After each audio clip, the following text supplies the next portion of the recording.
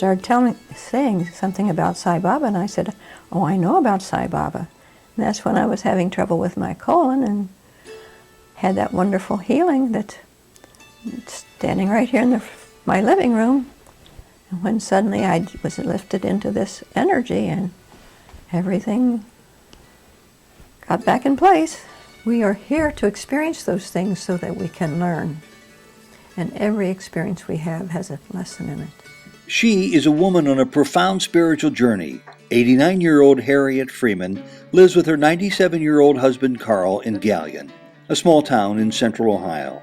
The years have led her to expanding religious views, to book clubs and study circles, to Eastern spirituality, and to the teachings of Yogananda and Sri Sathya Sai Baba. Welcome to Souljourns. This interview was recorded in Galion, Ohio in the summer of 2009. Well, Ted, it's certainly a privilege to be here and have you do this wonderful interview, because mine is probably the same story that a lot of people have, except everyone's story is different. And I would like to start by telling you where I grew up and how I got on the path. I grew up in Charleston, West Virginia, in the Methodist Episcopal Church South. Now, have you ever heard of that? Nope. Nope. So we had a lot of revivals and lots of sin and sermons about sin and hell and all of those things. So not until I moved to Galion, Ohio, got married and came here, did I start to think for myself.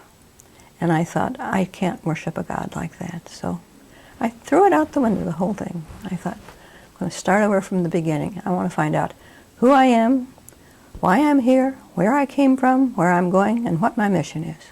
And all this happened in little old Galion, Ohio? Little old Galion, Well, Ohio. you've lived in this house since the year 1954? And we moved, I was married in 1942. So Carl, who's going to be 97, and I just had a delightful lunch with, he's been your husband for almost 70 years? 67 years, And you Goodness put time. these questions together on your own in a small mid-Ohio town. And when I got here, I thought, I'm not going to live in this little town. And after 5 years, something said to me, you're going to spend the rest of your life here, Harriet. So here I am at 88, almost 89. And this is where my spiritual journey has been. Proving it can happen to anybody, anywhere. Any place, yes. You don't need to have a major university on your doorstep or swamis from India coming down your street. Nope. You have the public library, you have access to books, but most important of all, I'm guessing your story is that you have access to the limitless knowledge and intelligence of the cosmos. That's right. I absolutely agree with that. And I was led step by step by step. And even started back to college at 45 with my friend, same age, and that's when they opened the new campus in Mansfield of Ohio State University. And we were two of the first ones to enter the college that year, the oldest ones, of course. But do you remember what prompted you to go to school at that age of life? I had a yearning for knowledge. I wanted to know. I wanted to find out who I was. Just those questions that I said before. Well, why didn't you pursue that when you were 25 instead of 45? Didn't have the money to do that, nor was there a college close enough to go to.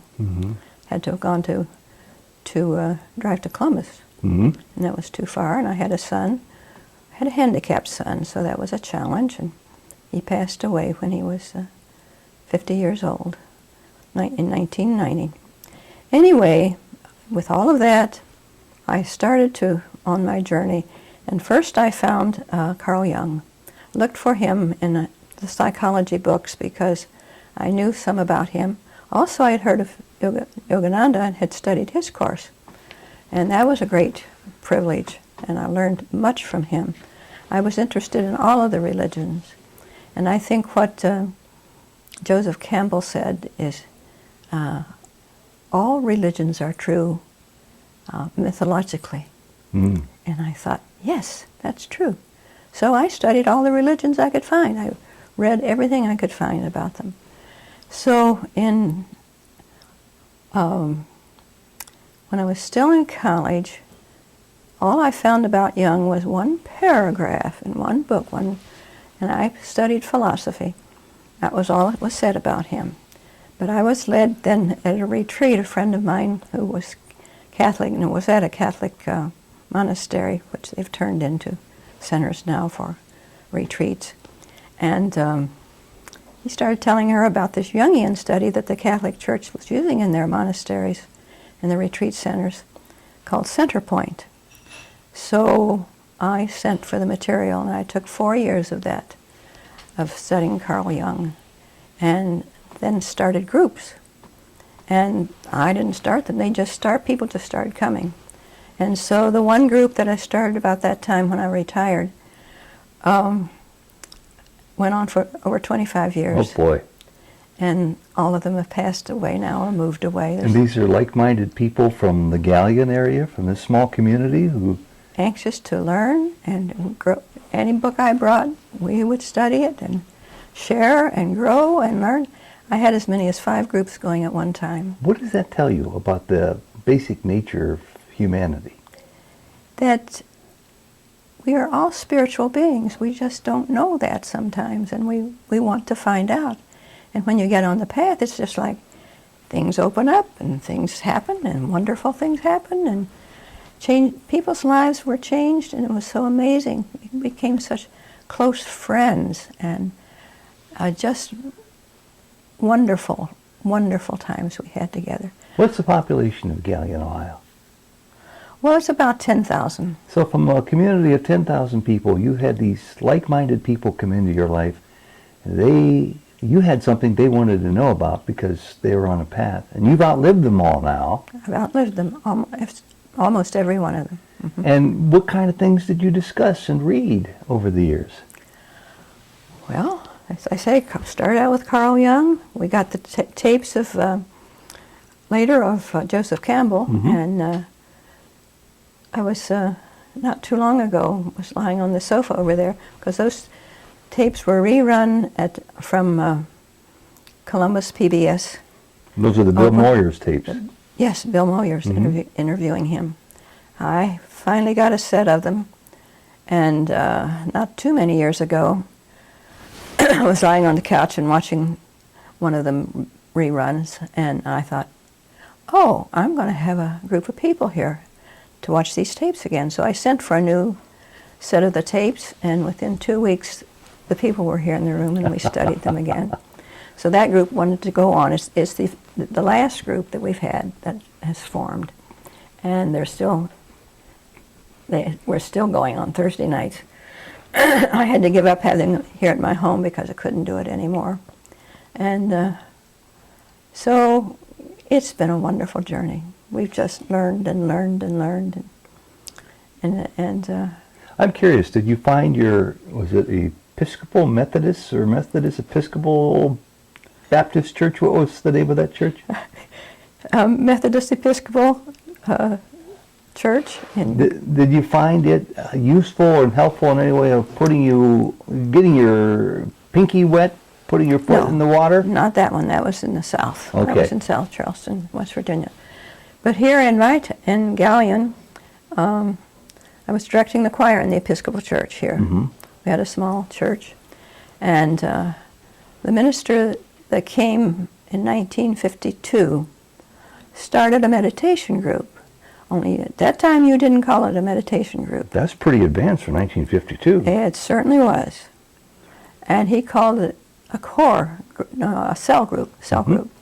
And they got that name from the church one of the churches in Columbus that was on the cutting edge. Mm-hmm. And he taught us to meditate. And from there he told us about Dr. Glenn Clark, who had started the camps furthest out. And they were all over the United States, and I didn't know about them. So I was a little leery about going because I didn't want any more of this hallelujah stuff and where you get carried away. So they dragged me down there, though. Changed my life. Did it? It changed my life. I didn't want to leave. I was like I was in heaven. And I didn't want to leave that place. Can you isolate the factor that really was most instrumental in helping you to see it this way? Because a lot of people, I ask this because I think a lot of people, and perhaps even people who might watch this who are just nibbling around the edges, don't know how to get onto that path and don't know how to even recognize sometimes that they're having some transformative experience at their front door, and whether or not they should embrace it or run like crazy away from it. And you had this happen, and I'm just curious to know what the catalyst was that made you say what you just did, that it changed your life. Well, they were all the speakers were lay people. They were all on a path that I wanted to be on, and they were led. They were. We had creative writing. We had creative singing. We had creative art. We had meditation in the morning, and then we had a speaker, and all the speakers were lay people, and they were wonderful. Told about their journey.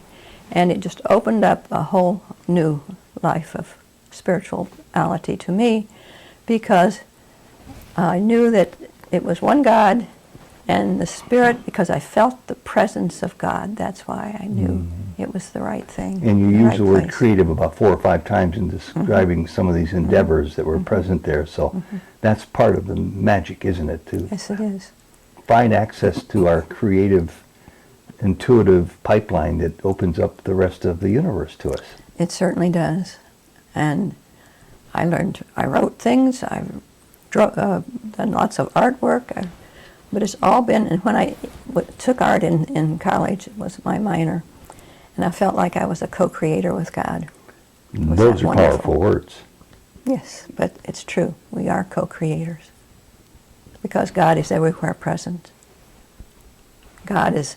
And if you know and learned enough about physics and quantum theory to know that everything is energy, and it's the energy that spins the universe. That's what I can't say her name right now.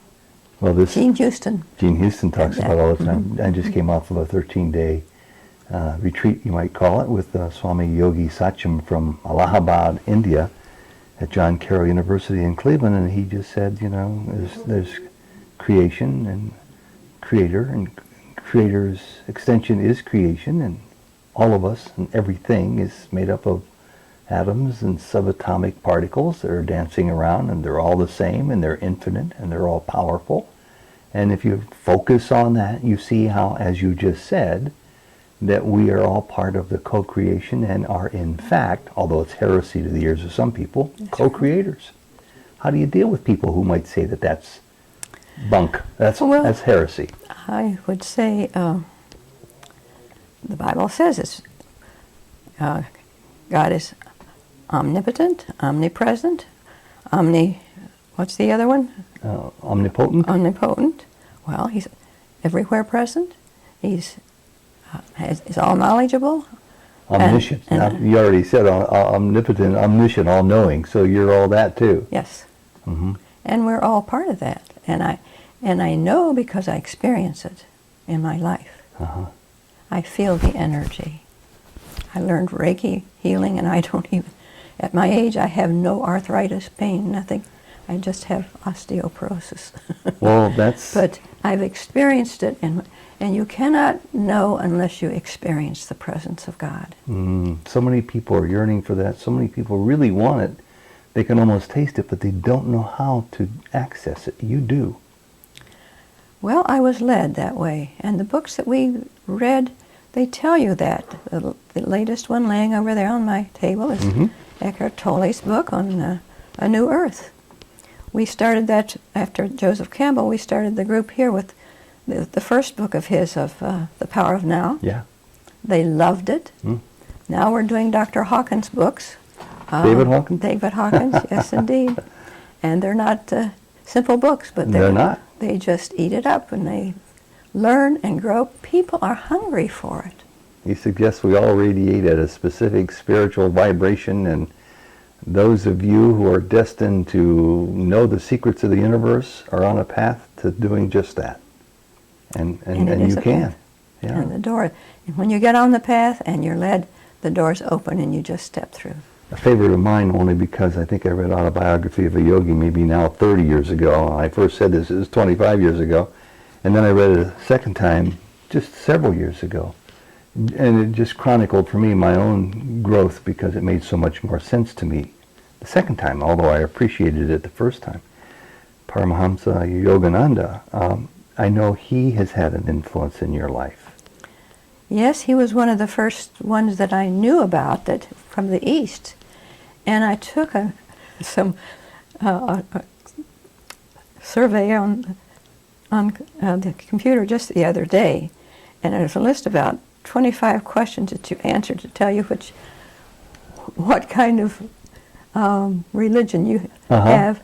Well, mine's 100% Hindu. So, that doesn't surprise me somehow. And Christianity, ordinary Christianity is way down the list. And it doesn't mean that I'm not a Christian because I'm a Christian, I but understand also that. all the others. Yeah. I embrace all the religions because they're all true mythologically, and I have no problem with that. But it surprised me so that to be 100% Hindu. But they're the oldest religion we know of, you know. It Goes back 10,000 years. And yes, and they, quite a lot of wisdom there. All the great truths stem from it. They're right in there. They're right in there. Jody, my wife, and I have had the privilege really several times now, but this last time especially, to visit Yogananda's, one of his many ashrams, the one in Encinitas, California, on a bluff overlooking the Pacific. And if you go there on a Sunday, which we finally got around to doing, you can go through the house where he wrote most of Autobiography of a Yogi, and it was left, the house pretty much the way it was when he died in the early 50s, 53 maybe. And it just radiated with the energy and the aura of spiritual discovery, because even though he had been on that path since a child himself, he drew some concepts together that have pretty much changed the world, because I think, as my wife points out to me, it's the #1 autobiography in sales in the world today, and has been for many, many years.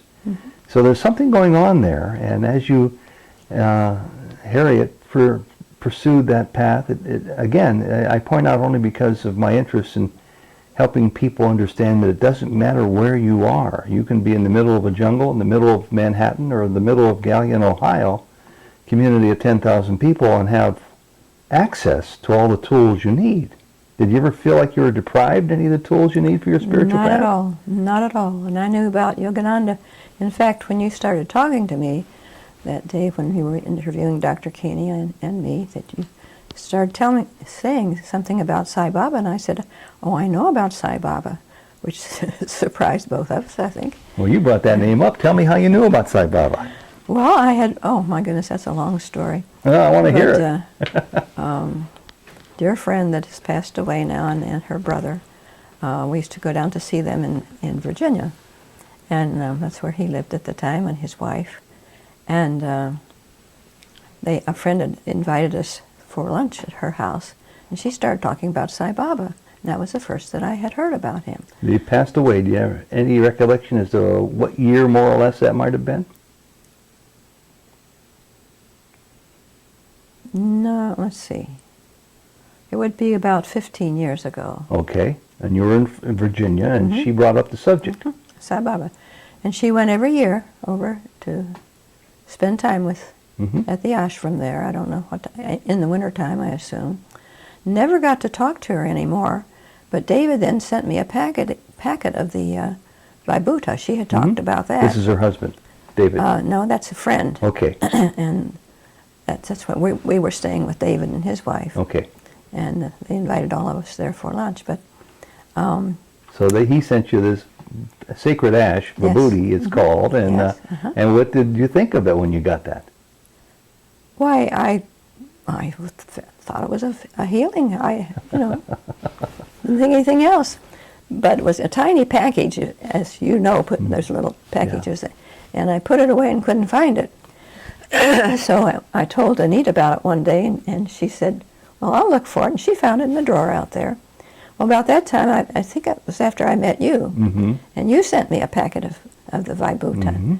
And so it was very interesting. And then you went this past year for a whole month, and you left before Christmas instead of after. So I kind of lost you there for a week or two, and then, oh, you're already over there. And that's when I was having trouble with my colon and had that wonderful healing that standing right here in my living room. And when suddenly I was lifted into this energy and everything got back in place. Now back up just a little bit, because I want to know a little bit more about this. You don't have to go into all the details if you don't want to, but what were your doctors saying about your colon problems and what might be on the roadmap to helping you get back to recovery, and what the likelihood was that you were going to get back to recovery?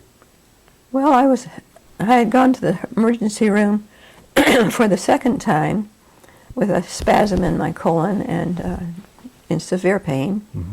And the second time they kept me there and ran tests and said that I should have surgery, and they would put in a colostomy bag. And I didn't like that idea very well.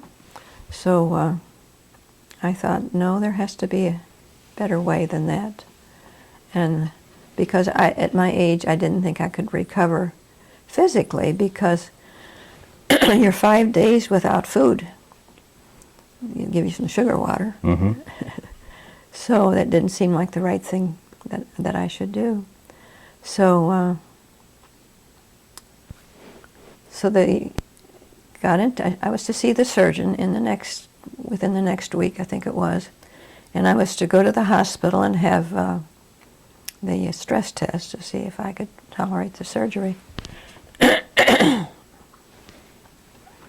So I need a cough drop. We'll get you some water and a cough drop. So in the meantime, I emailed you and told you about the impending surgery. And so the day before I was to go to the hospital and have the stress test and have then see the surgeon and set the date, that's the day that I had the ischemic, which means the part of the colon had died, they thought, mm-hmm. and that surgery was imminent, was necessary. So I thought a lot about it, prayed a lot about it, emailed you. You were over in India at the time, and so it was the day before when I knew I had the healing. Mm-hmm. I didn't even take any medication for 5 days after that of any kind because I didn't need it. Mm-hmm. Now that slowly changed. But we had to decide that evening what to do the next day, because we had an appointment at the hospital was scheduled for a stress test, and then an appointment at 12 o'clock noon to see the doctor, the surgeon. Mm-hmm. So we decided, would we cancel or would we go ahead with that? Decided to go ahead with that and then tell the surgeon to just put it on hold, and that's what we did. Mm-hmm. He checked me out a little bit, and he said, well, and he had the x-rays. They had to send me to Columbus for one of the x-rays to see where the small blood vessels were, because they thought those had died because it looked like a portion of my colon had died. Well, they came back, and the surgeon looked at them, and he said, well, those blood vessels are all right. So we said, well, we just want to put this on hold. He said, that'll be fine. So here I am. That was November? December. December? Yeah. December. Yes, December. Mm-hmm. Mm-hmm. Well, what do you make of these things when you hear them happen in other people or experience them yourself? Is there a part of you that says it's just a fluke or a coincidence? Or is there a part of you that says something happened that's beyond my grasp? Or how do you evaluate it? It's not a fluke, because you feel the energy enter your body. There's just without a doubt. And the fact that I didn't take any medication for 5 days, because I knew I didn't need it, but I couldn't stay in that higher realm. Didn't know how to do that yet. I'll know someday. But and our friend from Cleveland, Sunil, came over with his wife, I believe, and delivered you a packet of this sacred ash. He certainly did. And That's another wonderful story. I'm still in touch with them. He brought his family down. wonderful. They loved being here, and now you wouldn't have seen around here that there's a plaque that says I'm a Reiki master. Well, she saw it. His wife, Pearl. Yeah. Paul Yu. Not quite right. S-U-P-A-U. Well, I do know them. Can't say it right now. We were in the dining room. Now there's a light that's in the dining room that's on the side beside the secretary there. Behind that, there's a plaque that says I'm a Reiki master. She found that. She saw that. She said, "You, Reiki master?" I said, "Yes." My daughter, my Paru, needs help. She has trouble with her concentration. So, but I was so amazed that she saw everything in my house. She loved this house. She took pictures of all around. So anyway, still waiting for them to come back down because I had Ritu put her hands out. Uh-huh. And I said, "No, see if you put your attention there." Is this to the daughter or the wife? This is the daughter, Okay. 11-year-old daughter. So she did, and she said, "Oh yes," she said, "I feel that." And I put my hand over it, and I said this. So I said, so then the little boy came out, Richie. He said, "I want to feel the energy too." So I said, "Well, put your hands out here." And I said, "Now, put your attention down there and just think about that." He says, "I feel it, I feel it." And he was bouncing off the walls around here. Feel the energy. So the last time I talked to her, I said, because I hadn't heard about them coming down, but she said no, that Sunil had been in India. I think maybe his father might have been ill, I'm not sure. I'm not sure either. And so he was to be back this month. Mm-hmm. And she said, we're coming down. Now, the other interesting thing is that he didn't know what to call this friend. He called him brother-in-law, but he really is a cousin. Mm-hmm. Is a gastroenterologist. He called his cousin, but he's a gastroenterologist. Gastro doctor. Somebody who would have known about your situation had he studied it. Indeed. So actually went over to see him and got a second opinion. And of course he did not do the colonoscopy, but he said, "Seems to me like you're doing fine." And I am doing fine. There's no question about it. I got scolded by my family doctor when I went to him. They had failed to let him know that I was in the hospital. I see. I wasn't very happy about that. Yeah. And then when I told him I wasn't going to have the surgery right away, I got a lecture, but that's okay. He thought you needed it. Yes, definitely. And here you are all these many months later, Here I am. fit as can be. Yes. Well, people would just scratch their head and say, what could account for something like this? But you don't need any explanations. You feel... Oh, you know that you know. Mm-hmm. How has this enhanced, expanded, or otherwise affected your own spiritual journey? This particular healing? Mm-hmm. Well, it just increases my faith and my knowing and my closeness to God and to that spiritual energy that I feel. And how has the accumulation of experiences, being self-taught, going to many sources, having study groups to pursue the unknown, really, altogether, how has it transformed your life? More than I can even begin to say. It's, I think I am so lucky and so grateful for being on this path, and that it's such a privilege to know and to do what I have done and be led in so many ways. It's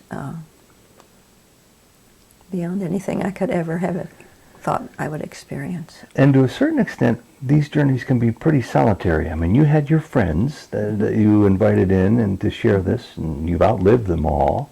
Mm-hmm. And in the next room, a dear man I met and had lunch with today, Carl, your soon-to-be 97-year-old husband. Mm-hmm. This is not unusual, but I bring it up for a specific reason. He doesn't have it. He's an engineer. Of course, there's many engineers who are quite spiritual, but Yes.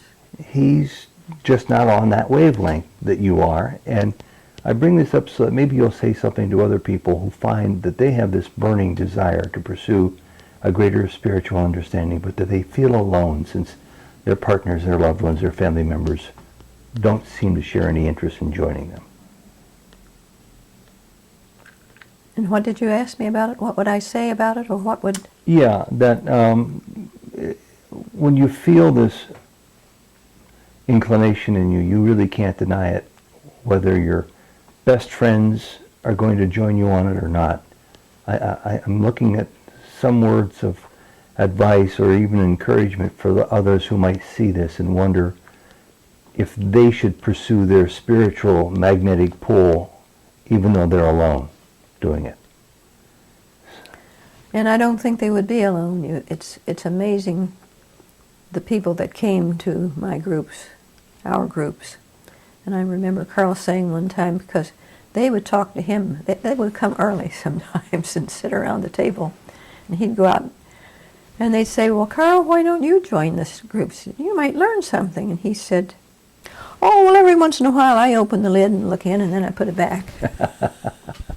He loved having the people come, but he had no interest in it. And his father was a minister, and his mother's mother and father, his grandfather and grandmother on that side, were both ministers. How do you account then for people who I just don't no have any interest in it? idea. It's strange to me. But he is living the life that he's supposed to live. So he lived his life, and I went on my journey, and it was fine. As you stare at the 90s, not too far away, do you have any regrets? Regrets? Oh, I've had many of them in the past, but I don't anymore, because each one of them was a lesson that I learned from. So what would you say about those events in the past? Did you misdiagnose them, or did you not see the forest for the trees until you got beyond them to see how they all built together for your own betterment? Oh, it was many of them were very painful, and felt very guilty about some of them. And then as I grew in spirituality and learning, and it's like, well, look what, we are here to experience those things so that we can learn. And every experience we have has a lesson in it. And what is our final destiny? To honor and respect who we are, and to love ourselves unconditionally, because we are part of God. We are a cell in the body of God. And if we know that, when we know that and understand that, and that's what quantum physics tells us, that we are all energy, we are all parts of each other. And to honor who we are as a part of God, a cell in the body of God is the way I call it. And a final, very easy question. Who or what is God? God is the energy that spins the universe, always present, every place, all knowledgeable, all those things that I said that the Bible tells us. That's what it is. And people don't like the word it, maybe, but what do you use? So you say God. And That is everything. And Harriett, when your spirit gets anxious and impatient to leave the physical form and to explore the next dimension, what will that be like? I wish I knew, but I know it'll be wonderful. And I have no fear of dying at all. I'm ready to go anytime. Not because you're tired of life, but because you know there's something more? Yes. And this body is wearing out. And so I'll get a new body. Go to the light, to the light. So I told my son as he was dying, go to the light. Harriett Freeman, thank you very, very much, and God bless you. My privilege, and thank you.